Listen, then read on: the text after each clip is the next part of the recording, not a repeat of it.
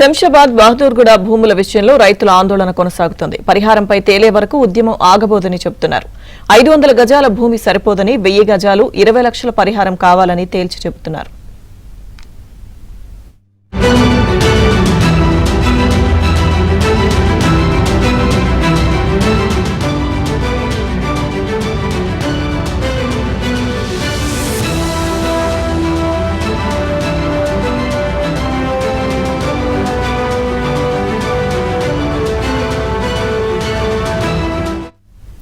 శంషాబాద్ బహదూర్గూడ భూముల విషయంలో రైతుల ఆందోళన కొనసాగుతోంది. పరిహారంపై తేలే వరకు ఉద్యమం ఆగబోదని చెబుతున్నారు రైతులు. పూర్తి సమాచారం మా ప్రతినిధి ప్రవీణ్ లైవ్ లో అందిస్తారు. ప్రవీణ్.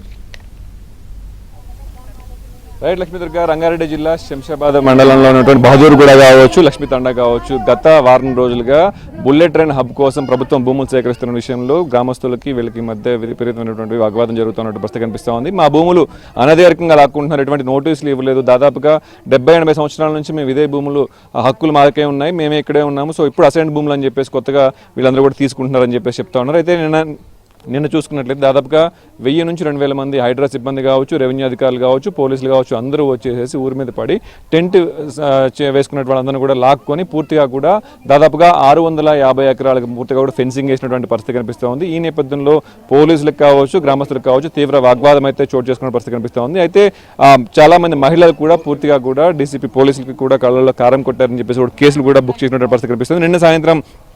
నిన్న సాయంత్రం వచ్చినటువంటి వాళ్ళు ఈరోజు ఉదయం 6 గంటలకి టెంట్లు తీస్తేనే ఊరికి కరెంటు కావచ్చు, మిగతా అన్ని కూడా ఇస్తామని చెప్తున్నారు. సో ఊరి అంతా కూడా చుట్టుపట్టు పూర్తిగా పహరా కాసేసి ఎవరిని కూడా బయట వాళ్ళని ఎవరు కూడా లోపలికి రానివ్వకుండా ఉంచినటువంటి పరిస్థితి కనిపిస్తూ ఉంది. నిన్న ఈ రోజు కరెంట్ లేకపోవడంతో వాటర్ కూడా లేవని చెప్పేసి చాలా ఇబ్బంది పడుతూ ఉన్నారు. సో ప్రస్తుత పరిస్థితి ఎలా ఉంది గ్రామంలో వీళ్ళని అడిగి తెలుసుకుందాం.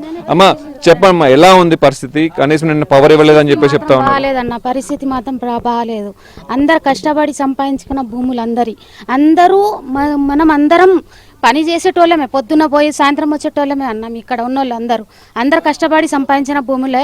వాళ్ళకు ఏది ఇవ్వలేదు, ఏది ఒక్కటి కూడా రాసి ఏమి రిపోర్టు ఏది కానీ ఏది ఇవ్వలేదు. వాళ్ళకు ఏ ఆధారం ఇవ్వకుండానే రాత్రి దొంగతనం లాగా దొంగలు వచ్చినట్టు వచ్చి అందరి మీద అటాక్ చేసుడు, ఇది మాత్రం వాళ్ళ న్యాయం కాదు. మాకు న్యాయం జరగాలి, మాకు న్యాయం ఇప్పియాలి. వాళ్ళు ఎట్లయినా మా భూములకి వెళ్ళి మాకు చెప్పాలి, ఏమి ఇస్తారు ఏమి ఇయ్యరు అనేది మాకు చెప్పాలి, మాకు తెలియాలి. అదంతా తెలిసినాకనే వాళ్ళు ఎక్కువ ముందుకు సాగాలి కదా అన్న, మాకు చెప్పాలి కదా. మేము ప్రజలకు చెప్పందే వచ్చి అటాక్ చేస్తారా పోలీసు వాళ్ళు కానీ ఎవరైనా కానీ? మేము కేసీఆర్ వాళ్ళకు ఓటేసినామని వాళ్ళు వచ్చి మన మీద మొత్తం దౌర్జన్యం చేసి తీసుకుంటారా అన్న? వాళ్ళది పద్ధతి కాదన్న. వాళ్ళు మాకు న్యాయం చెయ్యాలి. మాకు ఎంత వస్తుందో అందులో మాకంతా ఇప్పియాలి, మాకంతే. మీ భూములు ఆల్రెడీ ప్రభుత్వ భూములు అని చెప్తున్నారు, మీకు ఒక 500 గజాలు ఇస్తామని కూడా ఎప్పటి నుంచో చెప్తున్నామని చెప్తా ఉన్నారు. నిజంగా చెప్పలేదా మీకు? చెప్పలేదు సార్, మాకేం భూమి ఇస్తాము, మాకు ఇంత ఇస్తామని మాకెవరు చెప్పలేదు సార్.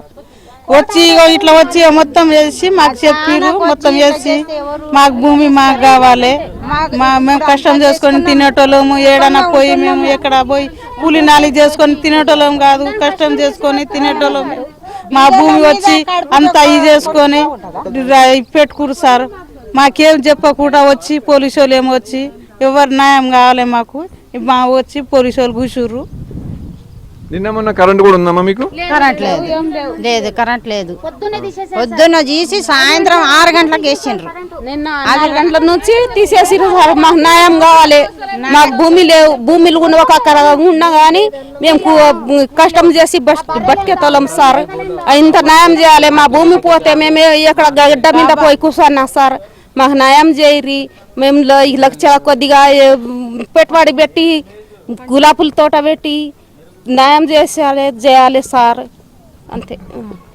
అంటే మీకు ఆల్రెడీ ఇక్కడ వచ్చేసి పొలాల్లోకి పోనివ్వట్లేదు, కంచేశారు. సో ఊర్లో కూడా ఎవరిని తిరగనివ్వట్లేదు, బయట ఊర్లో ఎవరిని రానివ్వట్లేదు అన్నారు. ప్రస్తుత పరిస్థితి ఎలా ఉంది? పవర్ ఇచ్చారా? వాటర్ పరిస్థితి ఏంటి? రెవెన్యూ అధికారులు కావచ్చు, మిగతా హైడ్రా అధికారులు కావచ్చు మళ్ళీ వస్తున్నారు. పోలీసులు చుట్టూ పహరా కనిపిస్తూ ఉంది. బయటికి రావాలన్నా లోపలికి వెళ్ళాలన్నా కూడా పోలీసులు పర్మిషన్ తీసుకునే పరిస్థితి కూడా కనిపిస్తూ ఉంది. ఇక్కడ అసలు ఎలా ఉంది ఊరు? చాలా అయోమయంగా ఉంది సార్. మేమైతే అసలు ఏం చేయాలో కూడా మాకు అర్థం కావట్లేదు సార్. మేమున్న టెన్షన్లకి మా భూములు పోతున్నాయన్న బాధలో మాకు నిన్నటి నుంచి ఇంకా కరెంట్ లేక ఫుడ్ లేక మేము ఏం చేయాలన్నా మాకు తోచట్లేదు సార్. ఎక్కడ బయట ఊరికి బయటికి వెళ్ళాలన్నా కష్టమే ఉంది, బయటికి వెళ్ళి మళ్ళీ లోపలికి మా ఊరికి మేము రావాలన్న కష్టమే ఉంది. మా నుంచి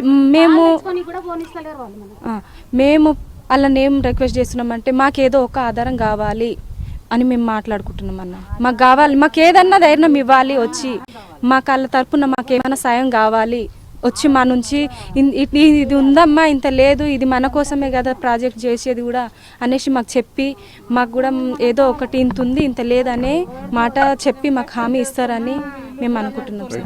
సో మొత్తంగా అయితే లక్ష్మీ తండా బౌద్ధరపాలకు సంబంధించి మొత్తంగా కూడా రణరంగంగా మారినటువంటి పరిస్థితి కనిపిస్తోంది. ఓవరాల్ గా గ్రామస్తులందరినీ కూడా పోలీసులు పహారాలోనే ఉన్నటువంటి పరిస్థితి కనిపిస్తోంది. రెండు రోజుల నుంచి పవర్ లేదు. నిన్న కూడా అన్యాయంగా కేసులు పెట్టారు అని చెప్పేసి చెప్తా ఉన్నారు. కేసులు పెట్టిన వాళ్ళని కూడా ఇంకా రిలీజ్ చేయలేదు. ఆడవాళ్ళని మాత్రమే రిలీజ్ చేస్తారు, మగవాళ్ళని మాత్రం ఇంకా రిలీజ్ చేయలేదు. నిన్న ఎవరైతే అరెస్టుల పర్వంలో భాగంగా ఎవరికైతే స్పృహ తప్పి హార్ట్ అటాక్ వచ్చిందో తనకు సంబంధించినటువంటి అప్డేట్స్ కూడా ఇవ్వట్లేదు, తనకి ట్రీట్మెంట్కి సంబంధించినటువంటి ఖర్చులు కూడా పెట్టుకోవట్లేదు. మొత్తంగా ఊర్లో ఉండాలంటేనే భయపడే పరిస్థితి ఉంది. పోలీసులు వచ్చేసేసి ఎవరైతే యాక్టివ్గా మాట్లాడుతూ ఉంటారో వాళ్ళతో మాట్లాడదామని చెప్పేసి వాళ్ళందరూ కూడా స్టేషన్కి తరలిస్తున్నటువంటి పరిస్థితి అయితే ఉంది.